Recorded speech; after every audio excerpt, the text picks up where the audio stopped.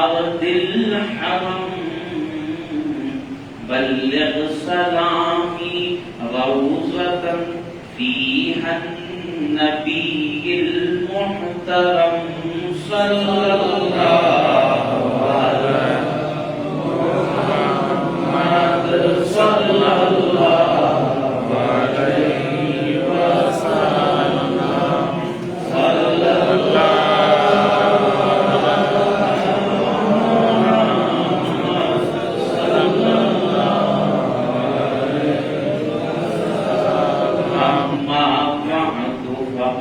قال الله تعالى في القرآن المجيد والفرقان الحميد أعوذ بالله من الشيطان الرجيم بسم الله الرحمن الرحيم وما محمد إلا الرسول قد خلت من قبله الرسل صدق الله مولانا العظيم وبلغنا رسوله النبي الكريم ونحن على ذلك من الشاهدين والشاكرين والحمد لله رب العالمين حضرات برادران ইসলাম বুজুর্গান মুহতারাম আল্লাহ পাক আমাদেরকে তৌফিক দান করেছেন আরেকটা জুমার ফরজ নামাজ আদায় করার জন্য আল্লাহর ঘর হাবিবিয়া মসজিদে আমাদের একত্রিত হওয়ার যে খুশনসিবি দান করেছেন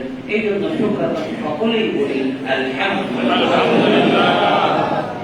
মেরে দোস্তোं আজকে আমরা এখানে আসতে পেরেছি আল্লাহর মর্জি হয়েছে আল্লাহর রজামন্দি হয়েছে বিধায় না হলে আজকে সকালে ফজরের সময় আল্লাহ পাক এই অঞ্চলের মধ্য দিয়ে তার আলামতগুলোর একটা ছোট্ট নিশানি ভূমিকম্প যে একটা হলো ভূমিকম্প হয়েছে আজকে ভোর 6:30টার দিকে আনুমানিক এবং এই ভূমিকম্পের উৎপত্তি স্থল ছিল মায়ানমার বার্মা সেই রূপটা ঢাকা বাংলাদেশের ভৌগোলিক দৃষ্টিকোণ থেকে একেবারে মাঝামাঝি বাংলাদেশের ম্যাপ যদি আমরা দেখি ঢাকা একেবারে মাঝামাঝি মায়ানমারের বেল্ট এটা হয়েছে এজন্য এই ভূমিকম্পের ইফেক্টটা সবচেয়ে বেশি হয়েছে চট্টগ্রাম সিলেট ওই জায়গায় ঢাকা শহরে অনেক মানুষ অনুভূত করেছে অনেকে করেও নাই তো এই জিনিসটা এবং পরবর্তীতে সকালে যখন এটা জানতে পারলাম এটা কোনো ছোটখাটো ভূমিকম্প ছিল না এটার মাত্রা ছিল রিক্টার স্কেলে 5.8 বিশ্বের অনেক দেশে এই রকম ভূমিকম্প হলে শহরের নকশাই থাকে না শহর একেবারে নিশ্চিহ্ন হয়ে যায় অথচ দেখুন মাত্র 6 ঘন্টা আগে ভূমিকম্প হলো তাও আল্লাহ পাক আমাদের সুস্থতার সাথে একেবারে স্বাভাবিক অবস্থায় আল্লাহর ঘরে জুমার নামাজ পড়ার যে তৌফিক দান করেছেন এই আল্লাহ পাক হায়াত দিয়েছেন এই জন্য বলি আলহামদুলিল্লাহ। তবে কবে আল্লাহ এই আযাব আবার দেন এটা কোনো ঠিক ঠিকানা নাই আপনার আজকে থেকে 5-6 বছর আগে ঠিক ওই জানুয়ারির 2 বা 3 তারিখ ছিল নতুন বছর সে সময় ফজরের আযানের আগে এরকম একটা ভূমিকম্প হয়েছিল সেটা অনেক ভয়ঙ্কর ছিল আমার ঘুমটা ভেঙে যায় তখন ফজরের আযান মানে ফজরের আযান হওয়ার 10-15 মিনিট বাকি তার আগে যে ভূমিকম্পটা হয়েছিল মনে পুরো দরজা জানলা কাঁপাকাঁপি করছে 2016 বা 15 দিকের ঘটনা আল্লাহ পাক তো বারবার দেখাচ্ছেন যখন আসেন তখন চলেই আসেন এবং ভূমিকম্প নিয়ে কোরআনুল কারীম আল্লাহ একটা সূরা নাযিল করেছেন সূরা জিলজাল যেখানে আল্লাহ পাক ভূমিকম্প বিস্তারিত বলেছেন এবং আল্লাহ রাসূল বারবার বলেছেন কিয়ামত जितना करीब आएगा কিয়ামত যত নিকট আসবে ভূমিকম্পের মাত্রাগুলো বাড়তে থাকবে যত বেশি আপনি আমাদের বয়স তো কম হয়নি আপনি আজকে থেকে 20-30 বছর আগের দিকে চলে যান তখন ভূমিকম্প কি টেরও পেতাম না 10 বছর 20 বছরে কিছুই হচ্ছে এখন তো প্রতি বছর হালকা দুই একটা হয় আর ভারী এটা তো গত 10 বছরে এরকম দুইটা তিনটা হয়ে গেল মাঝখানে একবার হয়েছিল আমার মনে আছে পয়লা বৈশাখের আগে 14 এপ্রিল, পয়লা বৈশাখের আগে 13 এপ্রিলের রাতে মাগরিবের সময় হয়েছে, মাগরিবের পর। আল্লাহ এই গত 10 বছরে আমাদের যেরকম নাড়া দেওয়া হয়েছে, এটা তার আগের 10-20 বছর দেওয়া হয়নি। আল্লাহ বারবার সতর্ক করে দিচ্ছেন। এবং ভূমিকম্পের একটা কারণগুলোর মধ্যে একটা হচ্ছে মানব সমাজে অশ্লীলতা, খারাপ জিনিসের প্রচলন বেড়ে যাবে। আর বদনসিবি কি বাত है, বর্তমানে এই জিনিসগুলো এত বেশি বেড়ে গিয়েছে, এটা বলার বাইরে। তাই আল্লাহ পাক এত বড় একটা কেরামত করেছেন যে আল্লাহ পাক এই এত ভয়ঙ্কর একটা ভূমিকম্প গেল, আমাদের কারো গায়ে সামান্য আঁচড়টুকু আসলো না। এজন্য আমরা আবার বলি আলহামদুলিল্লাহ। আজকের দিন বেশি বেশি তওবা ইস্তিগফার করবেন, কারণ আল্লাহ পাক বাঁচিয়ে দিয়েছেন। আর যতটুকু পারা যায় নিজেদেরকে শুধরে নেওয়ার আমরা চেষ্টা করবো ইনশাআল্লাহ। মেরে দোস্তো, রবিউল আউয়াল মাস জুড়ে আমি আপনাদের সামনে তাকরীর করছিলাম আখরি নবী সৈয়দুল মুরসালিন রাহমাতুল লিল আলামিন খাতামুন নবীন হুজুর হযরত মুহাম্মদুর রাসূলুল্লাহ সাল্লাল্লাহু আলাইহি ওয়াসাল্লামের সিরাত নিয়ে। তো আল্লাহ রাসূলের সিরাতের আলোচনা এতটা বিশাল, এতটা ব্যাপক, এটা শুরু আছে শেষ নাই। এবং শুরু যদি করি যে ঘটনাগুলো ঘটলে তো হবে না, সেটা তো বুঝাতে হবে, ব্যাখ্যা দিতে হবে। আমি রাসূল করিম সাল্লাল্লাহু আলাইহি ওয়াসাল্লামের জন্ম থেকে হিজরত পর্যন্ত ধারাবাহিকভাবে যতটুকু সম্ভব আপনাদের সামনে আলোচনা করার চেষ্টা করেছি। রাসূলের মাদানী জীবন নিয়ে ইনশাআল্লাহ ভবিষ্যতে কখন আলোচনা করব, যেহেতু এই প্রসঙ্গ আজকে শেষ করতে যাচ্ছি। ইনশাআল্লাহ পরবর্তী জুমা থেকে ধারাবাহিক আলোচনার মধ্যে চলে যেতে যাচ্ছি। আজকে ইনশাআল্লাহ আল্লাহ রাসূলের ওয়াফাত এবং ইন্তেকাল সংক্রান্ত বিষয় নিয়ে আমরা আলোচনা করব। কারণ আল্লাহ রাসূলের জীবনের জন্ম থেকে মৃত্যু প্রতিটা বিষয়ের মধ্যে হিকমত রয়েছে, সবকিছুই জানার অধিকার আমাদের রয়েছে এবং জানতে হবে কেন আল্লাহ রাসূলের সাথে এমন হয়েছে। আল্লাহ রাসূলের নাম তো আমরা কালেমাতে নেই, তার সুপারিশে আমরা জান্নাতে যাব। যদি তার ব্যাপারে আমরা ঠিকমতো না জানতে পারি, তাই আমাকে আমরা অন্য কার সুপারিশের আশা করব? তাই আমাদের তো ইনি আমাদের সুপারিশ করবেন। এই দুনিয়াতে যদি কোনো মানুষ বুক ফুলিয়ে দাবি করত আমার এই দুনিয়াতে থাকার সবচেয়ে বেশি অধিকার রয়েছে, সেই মানুষ ছিলেন নবী মুহাম্মদুর রাসূলুল্লাহ সাল্লাল্লাহু আলাইহি ওয়াসাল্লাম। তিনি বলতে পারতেন আমি আপনি কারো বলার দায়িত্ব নাই। তিনি বলতে পারতেন এই দুনিয়াতে সর্বোচ্চ সবচেয়ে বেশি হায়াত পাওয়ার অধিকার আমার রয়েছে, কারণ আল্লাহ পাক এই দুনিয়া কুল কায়নাত আমার হাবিবের জন্য সৃষ্টি করলেন। তার আজমতকে আল্লাহ পাক সুবুলন্দ করলেন, অনেক উঁচা করলেন। অথচ নবী রাসূলের যদি আমরা জীবনী দেখি, কয়েকজন নবীর বাদে বাকি যত রাসূল এসেছেন এবং নবী এসেছেন, আমার নবীর দুনিয়াবী জিন্দেগি সবচেয়ে কম ছিল, মাত্র 63 বছর।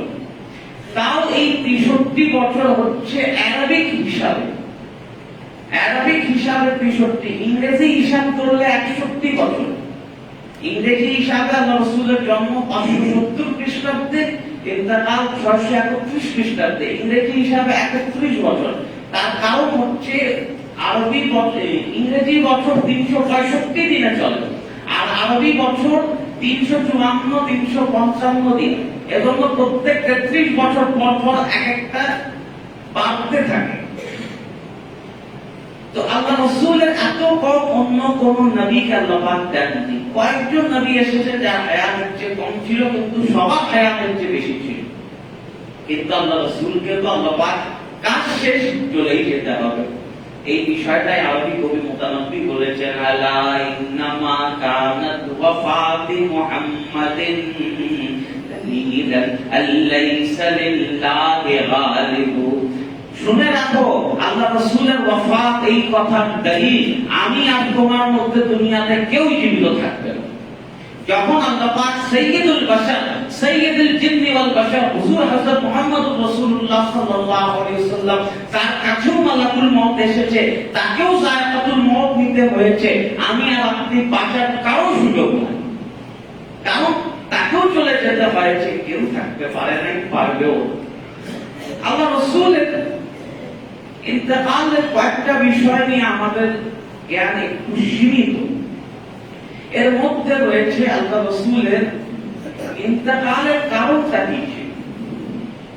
প্রত্যেক মানুষের একটা কজ অফ ডেথ থাকে না, যেমন মানুষ মারা গেলে ডেথ সার্টিফিকেট দেওয়া হয় না, সেখানে লেখা থাকে মানুষ হার্ট অ্যাটাকে মারা গিয়েছে, ক্যান্সারে মারা গিয়েছে, হাই ব্লাড প্রেসারে মারা গিয়েছে, কোন একটা রোড অ্যাক্সিডেন্ট কিছু মারা গিয়েছে।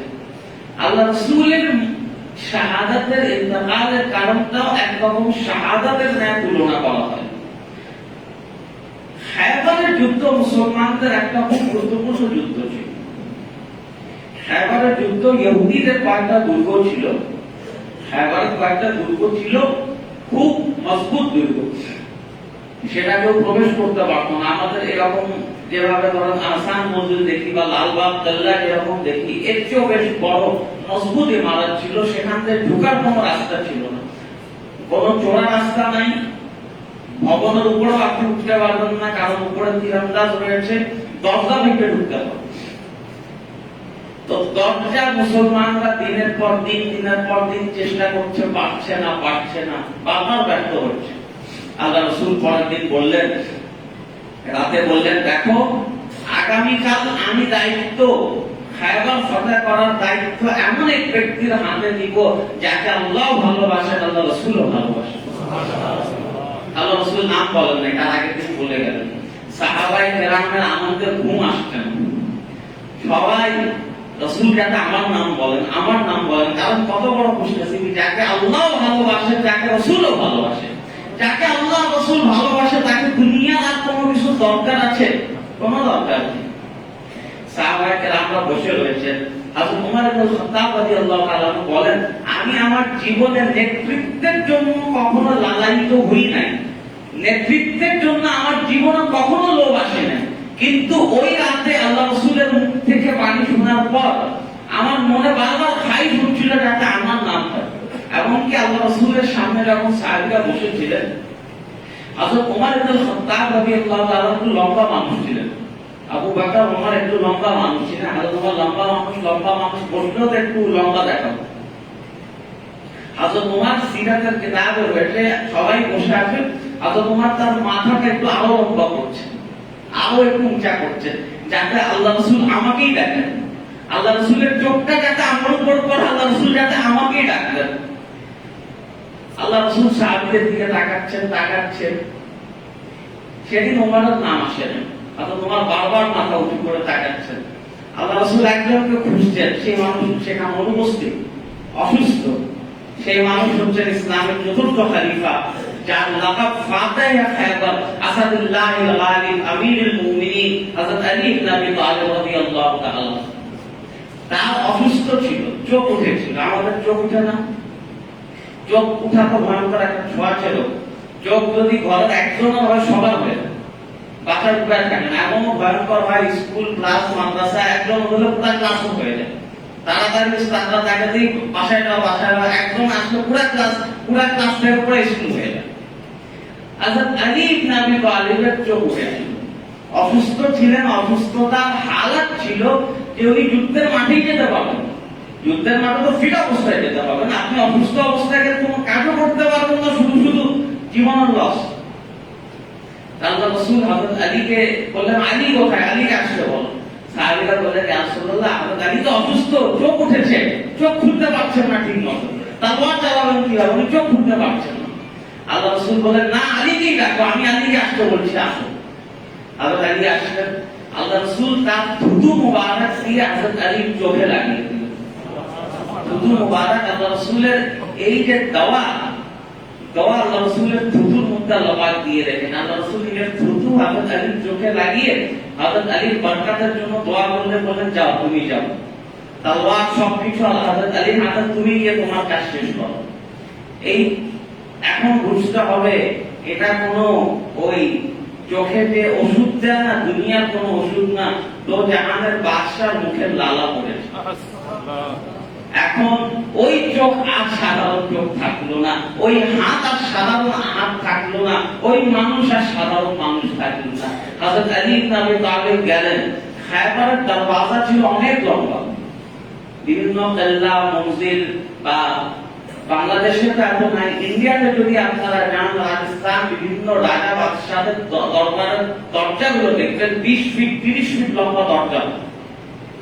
হযরত আলী ইবনে আবি তালিব গেলেন, এক হাতে দরওয়াজাটা ভেঙে ফেললেন, এক হাতে প্রায় 20 ফিট লম্বা দরওয়াজা হযরত আলী ভেঙে ফেললেন। শুধু ভাঙলেন নাই, ওই দরওয়াজাটাকে ঢাল বানিয়ে উনি পুরো জিহাদ করেছেন। এই আমাদের এই ঢাই দরজাগুলো হচ্ছে 7, 7.5 বা 8 ফিটের দরজা, 15-20 ফিটের দরজা, লোহার দরজা, পুরো মজবুত লোহার দরজা। হযরত আলী পুরো উপড়িয়ে ভেঙে সেটাকে ঢাল বানিয়ে হযরত আলী জিহাদ করলেন। এই অবস্থা দেখে কেউ আর কিছু করতে পারলো না, মুসলমানরা খায়বার ফতহ করে ফেলল। পরবর্তীতে ওই যে দরওয়াজাটা হযরত আলী ভেঙে ফেলেছিলেন, পরবর্তীতে মুসলমানরা চেষ্টা করছে, দেখি আমরাও পাইনি না। 40 জন মুসলমান মিলেও সেটা তুলতে পারছেন, 40 জন মানুষ মিলেও সেটা তুলতে পারছেন না, এত ভারী এত মজবুত। অথচ হযরত আলী এক হাতে সেটা তুলে ফেললেন। এখন বুঝতে হবে হযরত আলীও তো সাধারণ মানুষ, ওনাকে এই সাধারণ থেকে অসাধারণ হওয়ার ক্ষমতা আল্লাহ পাক দিয়ে দিয়েছেন। ওই সময়ের মধ্যে ওই 40 মানুষের চেয়ে বেশি শক্তিশালী দরওয়াজা তোলার তাকত হযরত আলীর হাতে আল্লাহ পাক দিয়ে দিয়েছেন। ওসিলা বানিয়েছেন, রাসূলুল্লাহর দোয়াটাকে ওসিলা বানানো হয়েছে। মুসলমানরা খায়বার ফতহ করে ফেললো। এই জন্য হযরত আলীর একটা লাকাব হয়ে দাঁড়ালো ফাতেহ খায়বার। খায়বার যুদ্ধের পর এক ইহুদি মহিলা আল্লাহ রাসূলকে আর দুই একজন সাহাবীকে তার বাসায় দাওয়াত দিল, আপনি আমার বাসায় একটু মেহমান নওয়াজে কবুল করুন। আল্লাহ রাসূল গেলেন। সেই ইহুদি মহিলা আল্লাহ রাসূলের খানার মধ্যে বিষ মিশিয়ে দিয়েছে, বিষ মিশানো ছিল। আল্লাহ রাসূলের সাথে আরো দুই একজন ছিলেন। এখন যখন খাওয়া শুরু হলো, খাবার অল্প আল্লাহ রাসূলের মুখে গেল, সাথে সাথে কিছু বর্ণনায় এসেছে ফেরেশতা আল্লাহ রাসূলের কানে এসে বলে দিল, আর কিছু বর্ণনায় এসেছে খানা স্বয়ং খানাটাই আল্লাহ রাসূলকে বলে দিচ্ছে, ইয়া রাসূলুল্লাহ আপনি আমাকে খাবেন না, আমার মধ্যে বিষ রয়েছে, আপনি আমাকে খাবেন না, আমার মধ্যে বিষ রয়েছে। আল্লাহ রাসূল খাবার আর তখন খেলেন না, কিন্তু সামান্য কিছু লোকমা আল্লাহ রাসূলের পেটে ইতিমধ্যে চলে গিয়েছে, অল্প সামান্য কিছু। সাথে সাথে ইহুদি মহিলাকে পাকড়াও করা হলো, এবং আল্লাহ রাসূলের সাথে আরেকজন যে খেতে আসছিলেন এই সাহাবী, উনি সেটা খেলেন এবং মারা গেলেন। বিষ দিয়ে তার মধ্যে হলো ভয়ঙ্কর বিষ, সাথে সাথেই মারা গেলেন। সেই ইহুদিকে ধরা হলো, ইহুদি মহিলাকে তুমি এই কাজটা কেন করলে? তখন ইহুদি মহিলা বলল, আমি সত্যি দেখতে চাচ্ছিলাম আপনি কি সত্যি আল্লাহ রাসূল কিনা, আপনি সত্যি আল্লাহ রাসূল কিনা। কারণ আল্লাহ রাসূলকে একটা জিনিস মাথায় রাখবেন, নবী রাসূলের মৌলিক পার্থক্য একটা আজকে শিখিয়ে দেয়, রাসূলকে মারা যাবে না, রাসূল হত্যা হয় না। বেশ কয়েকজন নবী রয়েছেন যাকে তার জমানার জালিম ফাসিকরা তাকে মেরে ফেলেছে, রাসূলকে হত্যা করা যায় না, যাবেও না। নবী রাসূলের একটা মৌলিক পার্থক্য, হযরত মুসা আলাইহিস সালাতু ওয়াস সালাম হযরত ঈসা আলাইহিস সালাম জুলুম করেছে, কিন্তু তাকে হত্যা কেউ কখনো করতে পারে না। তো সেই ইহুদি বলতে লাগলো, আপনি যদি সত্যি আল্লাহ রাসূল হন, তাহলে আল্লাহ আপনাকে বিষ থেকে বাঁচিয়ে ফেলবে। আল্লাহ তো বাঁচিয়ে ফেলেছে। দেখুন আল্লাহ রাসূলের ইনসাফ দেখুন, আল্লাহ রাসূল শুধু রাহমাতুল লিল আলামিন নন, আল্লাহ রাসূল ইনসাফ করেন, ইনসাফ করতে হবে। আল্লাহ রাসূল অক্ষত অবস্থায় বেঁচে গেলেন, আল্লাহ রাসূল নিজের জন্য মাফ করে দিলেন, কিন্তু যে তার সঙ্গী সাথী ছিল সে তো অকারণে মারা গেল, তার জন্য মাফ করেন, তাকে মৃত্যুদণ্ড শাস্তি দেওয়া হয়েছে। ইসলামে কিন্তু আদল প্রতিষ্ঠা করতে হবে। আল্লাহ রাসূল নিজের জন্য ছেড়ে দিলেন, তার সাথে যে মানুষটা মারা গেল তার জন্য তাকে ছাড়েন নাই, মৃত্যুদণ্ডের শাস্তি ইসলামী আইন অনুযায়ী, দুনিয়ার প্রত্যেক দেশের আইন অনুযায়ী সেই শাস্তি তাকে দেওয়া হবে। এখন আল্লাহ রাসূল তো সামান্য খানা খেয়েছেন, এখন বিষ কিন্তু আল্লাহ রাসূলের পেটে গিয়েছে। এখন বুঝতে হবে ওষুধের আসর পড়বে যখন আল্লাহর মর্জি হবে। অনেক সময় হয় না, একই ওষুধ খেয়ে মানুষ ভালো হচ্ছে, একই ওষুধ খেয়ে আমরা ভালো হচ্ছি, কারণ সুস্থতার মালিক তো হচ্ছেন আল্লাহ, এগুলো তো কেবল মাত্র জরিয়া। তো বিষটা আল্লাহ রাসূলের পেটে ছিল কিন্তু আসর করে না, সেই আসরটা হয় নাই। আল্লাহ পাক এটাকে বাঁচিয়ে রেখেছিলেন ইন্তেকালের আগে পর্যন্ত, যাতে এটা আসর কখন করবে না। এরপর আল্লাহ রাসূলের জীবনের শেষ বছর আসলো। দুনিয়া অনেক মানুষদের আমরা চোখের সামনে দেখতে পাই, মৃত্যু আসলে আল্লাহ কিছু নেক বান্দাদের হালত পরিবর্তন হয়ে যায়, তারা মওতের তৈয়ারি নেওয়া শুরু করে। এটা দুনিয়ার সাধারণ মানুষের কথা। আর দো জাহানের বাদশা সৈয়দুল মুরসালিন রাহমাতুল্লাহ আলামিন এই দুনিয়া থেকে পর্দা করবেন, ওনারও তো প্রস্তুতির দরকার রয়েছে। আল্লাহ রাসূলের জীবনের শেষ রমজান যেই বছর এসেছিল, আল্লাহ রাসূল প্রতি বছর রমজানের 10 দিন ইতিকাফ করতেন। শেষ 10 দিন ইতিকাফ করতেন। শেষ বছর আল্লাহ রাসূল 20 দিন ইতিকাফ করেছেন, ডাবল করেছেন। প্রত্যেক রমজানে হযরত জিবরাইল আল্লাহ রাসূলের কাছে এসে পুরো কোরআন একবার পড়ে শোনাতেন, আর শেষ বছর আল্লাহ রাসূলের কাছে এসে 2 বার কোরআন শোনানো হতো। এটা শেষ বছর। আল্লাহ রাসূলের হাবভাবেও মাঝে মধ্যে পরিবর্তন লক্ষ্য করা যাচ্ছিল। যখন বিদায় হজের ভাষণে আল ইয়াউমা আকমালতু লাকুম দীনাকুম ওয়া আতমামতু আলাইকুম নি'মাতি ওয়া রাদিতু লাকুমুল ইসলাম দীনান, এই আয়াত নাযিল হলো, তখন অনেক মানুষ ভুলে গেল কাজ যখন শেষ হয়ে গিয়েছে তাহলে আল্লাহ তার পয়গম্বরকেও দুনিয়াতে বেশি দিন রাখবেন। এটাই হয়েছে। জিলহজ মাস 9 জিলহজ আরাফা হলো, তার 3 মাস পর আল্লাহ রাসূল এই দুনিয়া থেকে ইন্তেকাল করেন। আল্লাহ রাসূলের ইন্তেকালের আগে সপ্তাহ খানেক আগে একটা আমাদের অনেক সময় লোক মুখে আমাদের একটা কথা চলে, আল্লাহ রাসূলের আরাফার ময়দানটা বিদায়ের ভাষণ ছিল। আসলে না, আল্লাহ রাসূল এটার পর অনেক ভাষণ দিয়েছেন। সেটা বিদায় হজের ভাষণ বলে, কারণ আল্লাহ রাসূলের এটাই শেষ হজ ছিল। আল্লাহ রাসূলের এটাই শেষ হজ ছিল, কিন্তু আল্লাহ রাসূল এরপর অনেক ভাষণ বক্তব্য দিয়েছেন। আল্লাহ রাসূলের জিন্দেগীর সর্বশেষ যে ভাষণ ছিল, পাবলিক স্পিচ, সেটা আল্লাহ রাসূল দিয়েছিলেন উহুদের ময়দানে। ইন্তেকালের আগে উহুদের ময়দানে দিয়েছিলেন, এবং এটা যেমন কোনো ভাষণ ছিল না। ভাষণ দেওয়ার জন্য কোনো কিছু দরকার পড়ে না, রাস্তাঘাটে ভাষণ দিলে মানুষ এমনি দিতে পারে। উহুদের ময়দানে সরাবায় উহুদের কবর জিয়ারত আল্লাহ রাসূল গেলেন, তাদের জন্য দোয়া ফাতিহা করলেন, এবং সিরাতের কিতাবে রয়েছে অনেক জায়গায় আল্লাহ রাসূল সেখানে আবার তাদের জন্য জানাজা নামাজ পড়লেন। কারণ উহুদের যুদ্ধ আল্লাহ রাসূল ভুলতে পারেন। উহুদের যুদ্ধ আল্লাহ রাসূলের জীবনের সবচেয়ে কষ্টদায়ক মুহূর্তের একটা ছিল, কারণ আল্লাহ রাসূল নিজে আহত হয়েছিলেন, আল্লাহ রাসূলের দাঁত ভেঙে গিয়েছিল। আল্লাহ রাসূলের এই যে আয়াতে কারিমা শুরুতে তেলাওয়াত করেছিলাম, উহুদের যুদ্ধে একজন সাহাবী ছিল মুসাইব বিন উমাইর রাদিয়াল্লাহু তাআলা। উনি যখন শহীদ হন, উনি ছিলেন পতাকাবাহী, মুসলমানদের পতাকাবাহী। ওনার চেহারা আল্লাহ রাসূলের চেহারার সাথে মিলত, ওনার চেহারা আল্লাহ রাসূলের চেহারার সাথে মিলত।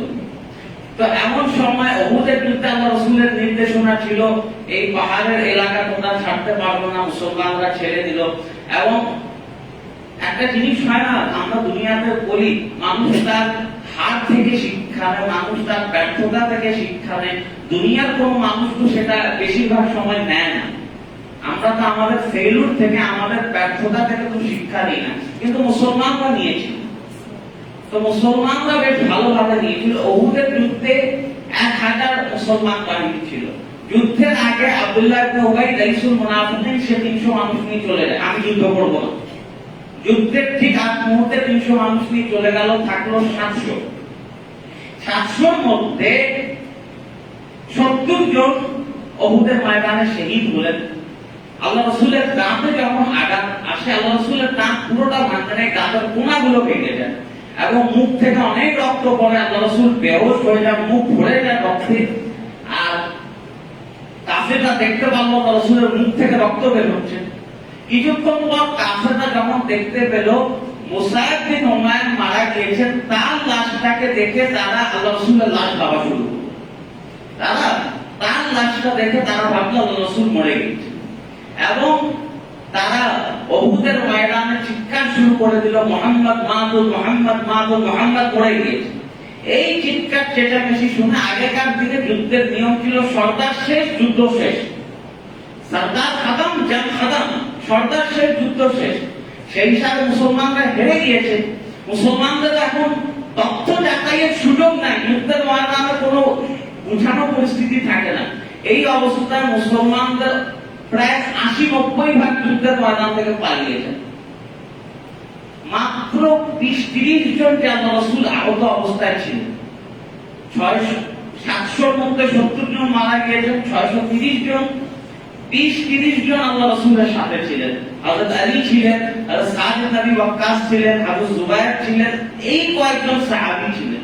600-র বেশি সাহাবী পালিয়ে গেলেন। পরবর্তীতে আল্লাহ পাক তাদের সবাইকে সাধারণ ক্ষমা করে। কিন্তু ভুল তো হয়েছে, ভুল হয়েছে না, যুদ্ধের মাঠ থেকে তো পালাতে পারবে। তাও আল্লাহ পাক রহমানুর রহিম গফুর রহিম তাদের সবাইকেই মাফ করে দিয়েছে। কারণ যুদ্ধের মাঠ একটা পরিস্থিতি হতেই পারে।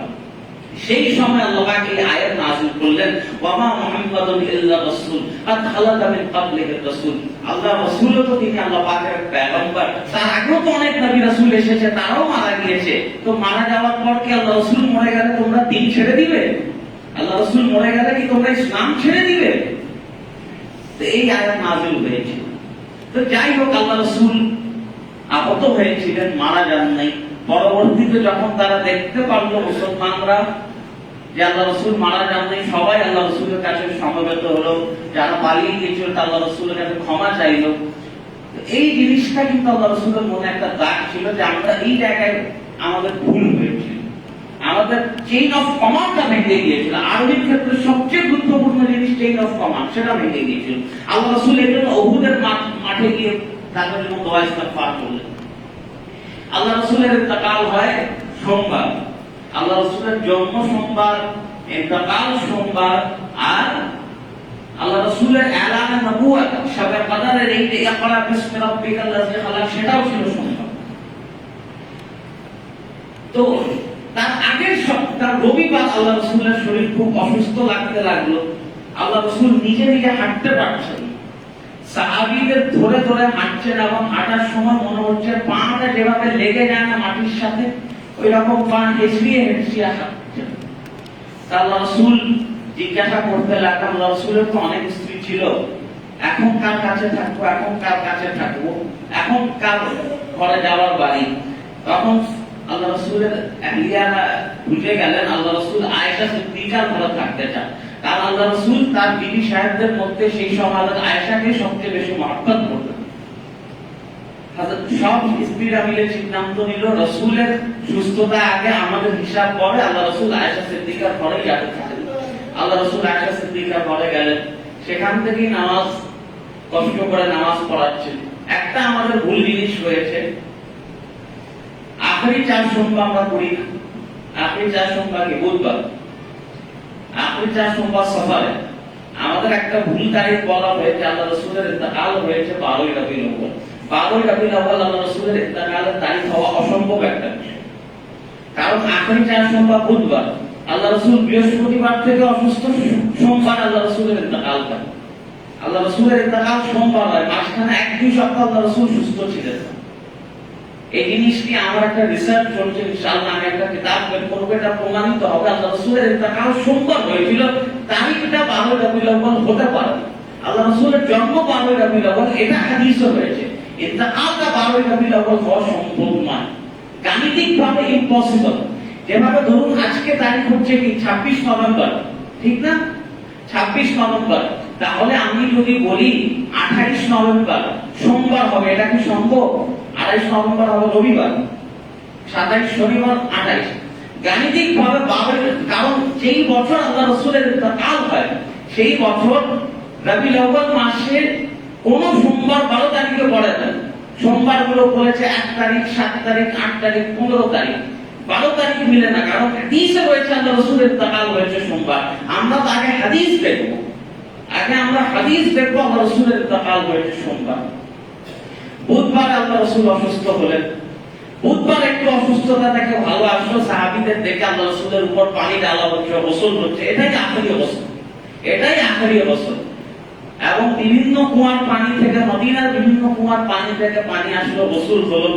গোসলের পর বৃহস্পতিবারের দিন অসুস্থ অবস্থায় আল্লাহ রাসূল ইমামতি করছেন, চলছে। বৃহস্পতিবারের দিন যোহর বা আসরের পর আল্লাহ রাসূল সাহাবীদের ডেকে বললেন, আসো তোমাদের আমি কিছু মাশওয়ারা লিখে দিই, কিছু পরামর্শ লিখে দিই। এখন হযরত ওমর বললেন যে না, এটা লেখার দরকার নেই, আল্লাহ রাসূল অসুস্থ রয়েছেন, অসুস্থতা বেড়ে যাবে। কিছু সাহাবীরা বলতে লাগলেন আল্লাহ রাসূলকে লিখতে দাও পরামর্শ। হযরত ওমর বললেন লেখার দরকার নেই, আল্লাহ রাসূল এখন অসুস্থ। এটার মাঝখানে সাহাবীদের মধ্যে কথা কাটাকাটি হয়ে আল্লাহ রাসূল খুব রাগ করলেন। আল্লাহ রাসূল জীবিত, আল্লাহ রাসূলের সামনে সাহাবীদের কথা কাটে আল্লাহ রাসূল খুব রাগ করে তাদের সবাইকে চলে যেতে বললেন। রাতের সময় আল্লাহ রাসূল মাগরিবের ইমামতিও করলেন। বৃহস্পতিবার মাগরিবের ইমামতি, এটাই আল্লাহ রাসূলের শেষ ইমামতি। বৃহস্পতিবার এশার নামাজের সময় আল্লাহ রাসূল শরীর খারাপ লাগছে, বারবার পানি দিয়ে মুখ ধুচ্ছেন, উঠে দাঁড়াচ্ছেন, আবার বেহুশ হয়ে যাচ্ছেন, চোখ খুলছেন। আয়েশা রাদিয়াল্লাহু তাআলা জিজ্ঞাসা করলেন মসজিদে কি নামাজ হয়ে গিয়েছে? কারণ আয়েশা বললেন না রাসূলুল্লাহ, সবাই আপনার ইশারায় বসে রয়েছে, সবাই আপনার জন্য বসে রয়েছে।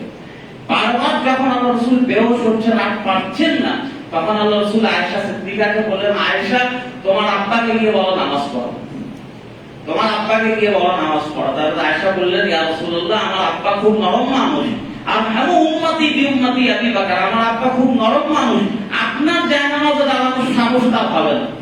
আল্লাহ রাসূল বললেন না, তোমাকে তোমার আব্বাকেই বল, তোমার আব্বাই নামাজ পড়াবে। এরপর আবু বকর সিদ্দিক ইমামতি করলেন। আল্লাহ রাসূল জীবিত অবস্থায় 17 ওয়াক্তের ইমামতি আবু বকর সিদ্দিক করেছেন। শনি কিংবা রবিবার যখন আল্লাহ রাসূলের শরীর একটু ভালো লাগলো, ফজরের নামাজের সময় আল্লাহ রাসূল আবু বকর নামাজ পড়াচ্ছেন। মসজিদ আর আল্লাহ রাসূলের ঘর একদম পাশাপাশি। আল্লাহ রাসূল একটু অসুস্থ হালাতেই মসজিদের ভিতর চলে গেলেন। এখন বুঝতে হবে আল্লাহ রাসূলের শরীরের ঘামেরও খুশবু রয়েছে। সাহাবীরা তো বুঝতে পারছে আমাদের আসল ইমাম চলে এসেছে। নামাজের মধ্যে আবু বকর এখন সামনে কাতারে, পুরো বুখারী মুসলিমে হাদিস রয়েছে। এখন আবু বকরকে তো নিউজটা দিতে হবে রাসূলুল্লাহ মসজিদে চলে এসেছেন। নামাজে যেভাবে হাত পাতি না আমরা, সাহাবীরা নামাজে এভাবে হাত করে আওয়াজ করতে লাগলেন, এইভাবে হাত দিয়ে আওয়াজ করতে লাগলেন যাতে আবু বকর পর্যন্ত খবরটা চলে যায় নামাজ কিন্তু চলছে, নামাজ কিন্তু ভঙ্গ হয় নাই। আল্লাহ রাসূল কাতার চিরে চিরে চিরে চিরে আগাতে লাগলেন, আগিয়ে একেবারে ইমামতির জায়গায় চলে আসলেন। এখন আবু বকর সিদ্দিক দেখলেন আসল ইমাম চলে এসেছেন, আমি আর কি করব। আবু বকর পিছে চলে গেলেন, আল্লাহ রাসূল সামনে চলে আসলেন। আল্লাহ রাসূল নামাজ পড়ালেন। আল্লাহ রাসূল দাঁড়াতে পারেন নাই, বসে গেলেন। আল্লাহ রাসূল খুবই হালকা আওয়াজে নামাজ পড়ালেন। আল্লাহ রাসূলের ইক্তেদা আবু বকর করলেন, আবু বকরের আওয়াজ সবাই শুনল। এটা ছিল আল্লাহ রাসূলের মানুষদের সাথে শেষ সাক্ষাৎ, সবাই দেখতে পারলো। এরপর যে আল্লাহ রাসূল তার ঘরে গেলেন আর জীবিত অবস্থায় আসেন। এরপর সোমবার যেদিন আল্লাহ রাসূলের ইন্তেকাল, ওই দিন আল্লাহ রাসূল তার রওজা মুবারাকের এখান থেকে, তার ঘর থেকে পর্দা সরিয়ে একটু বাইরে তাকাচ্ছেন যে মানুষরা নামাজ পড়ছে, মানুষরা আবার দিবানা হয়ে যাচ্ছে। কারণ ইমাম নামাজের সময় তো নজর থাকতে হবে কিবলার দিকে। মানুষরা আবার हैरान পরেশান হয়ে যাচ্ছে, মানুষরা আবার নামাজ ভেঙে দেন। আল্লাহ রাসূল হাতের ইশারা করে বললেন না, নামাজ চালাও, তোমরা নামাজ চালাও। আল্লাহ রাসূল আবার ঘরে চলে আসলেন। এখন সেই দিনই চাষের সময় আল্লাহ রাসূল ইন্তেকালের আগে বারবার বলতে লাগলেন আসসালাত আসসালাত আসসালাত, এবং এই জিনিসটা আল্লাহ রাসূল তার মর্তে দমদার বলে দিয়েছেন আসসালাত আসসালাত আসসালাত। এই সালাত বলতে বলতে রাফিউল আওয়াল দরওয়াজা রাসূলের ইন্তেকাল হয়েছে। এবং হযরত আয়েশা সিদ্দিকা সালামুল্লাহ আলাইহা সব সময় তিনি বলেন আমার অনেক বড় সৌভাগ্য, আমার অনেক বড় সৌভাগ্য আল্লাহ রাসূল যেই সময় ইন্তেকাল করেন, যেই সময় মালাকুল মউত রাসূলুল্লাহ রূহটা কবজ করে, সে সময় তার মাথাটা আমার কোলের উপর রাখা ছিল। আল্লাহ রাসূল ইন্তেকাল করেন, হযরত আয়েশা সিদ্দিকা কোলে মাথা রেখে। আল্লাহ রাসূলের ইন্তেকাল হলো, সাহাবায়ে কেরামদের এখন তো কোথায় তাকে দাফন দেওয়া হবে? আল্লাহ রাসূল ইন্তেকালের আগে কাকতালীয় ভাবে বলে গিয়েছিলেন যে নবী রাসূলদের দাফন সেখানেই আল্লাহ পাক করেন যেখানে তাদের মওত হয়, যেখানে মারা হবে সেখানেই দাফন। তাই পরবর্তীতে হযরত আয়েশা সিদ্দিকার বিছানা সরিয়ে যেই জায়গায় আল্লাহ রাসূল ইন্তেকাল হলো, ঠিক সেই জায়গায় আল্লাহ রাসূলের জন্য কবর খনন করা হলো। আল্লাহ রাসূলের জানাজা নামাজ দুনিয়ার কোনো জানাজা নামাজের মতো ছিল না। যেভাবে আমাদের জানাজা নামাজে একজন ইমাম সাহেব থাকে, ওয়ারিস হোক যেই হোক, আল্লাহ রাসূলের জানাজা নামাজের সময় সাহাবীরা 10 জন 20 জন করে আল্লাহ রাসূলের হুজরায় আসার মধ্যে গিয়ে আল্লাহ রাসূলের উপর দরুদ ও সালাম পেশ করে চলে আসে। এভাবে সোমবার গোসল হলো, গোসল কাফনের সব দায়িত্ব ছিল হযরত আলী ইবনে আবি তালিবের উপর। কারণ জানাজা বা গোসলের কাজ তো পরিবারের মানুষই করে থাকে। হযরত আলী এই কাজটা করলেন। সোমবার চাষের সময় আল্লাহ রাসূলের ইন্তেকাল হয়, দাফন হতে হতে মঙ্গলবার রাত চলে আসে। হযরত আলীকে আল্লাহ রাসূলের গোসল করালেন। এই জন্য আবু বকর সিদ্দিক এরপর হযরত আলীর হাত বারবার ধরে চুমু খেত। কারণ তোমার হাত আল্লাহ রাসূলের শরীরে লেগেছে, তোমার হাত দিয়ে তুমি আল্লাহ রাসূলকে গোসল করিয়েছো। আমার একটা অনুরোধ তুমি রাখবা, আমি মারা গেলে আমার গোসল তুমি করাবে, আমি মারা গেলে আমার গোসল তুমি করাবে। এই জন্য আবু বকর সিদ্দিক যখন ইন্তেকাল হয়, তার গোসলটা হযরত আলী ইবনে আবি তালিব করান। মেরে দোস্ত, আল্লাহ রাসূলের জীবনের এই আলোচনা চলতেই থাকবে, কিন্তু আমাদের সময় খুব সীমিত। আল্লাহ পাক আমাদের ভবিষ্যতে ইনশাআল্লাহ সিরাত রাসূলের উপর ধারাবাহিক আলোচনা করা এবং শুনলে আমল করার তৌফিক দান করুন। ওয়া আখিরু দাওয়ানা আলহামদুলিল্লাহি রাব্বিল আলামিন। আসসালামু আলাইকুম ওয়া রাহমাতুল্লাহি ওয়া বারাকাতুহু। ওয়া আলাইকুম আসসালাম।